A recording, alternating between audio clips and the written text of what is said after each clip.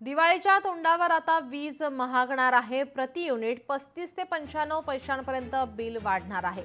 महावितरणने आता इंधन समायोजन शुल्क लादले आहे. दिवाळीच्या तोंडावर महावितरणने वीज दरवाढ जाहीर केली आहे. ग्राहकांना आता महागाईचा झटका दिलेला आहे. ऑक्टोबरच्या बिलात प्रति युनिट 35 ते 95 पैशांपर्यंत वाढ करण्यात आली आहे. घरगुती, व्यावसायिक आणि उद्योग ग्राहक सर्वांवर आता हा तडाखा बसेल. सणासुदीत खरेदी खर्चावर आता वीज बिलाचा अतिरिक्त भारही आता जोडला गेलाय.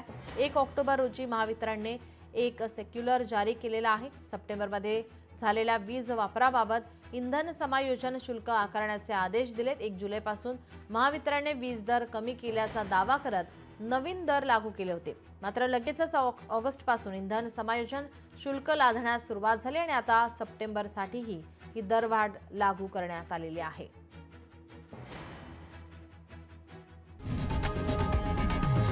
लोकशाही मराठी ऐका, पहा, जागरूक रहा.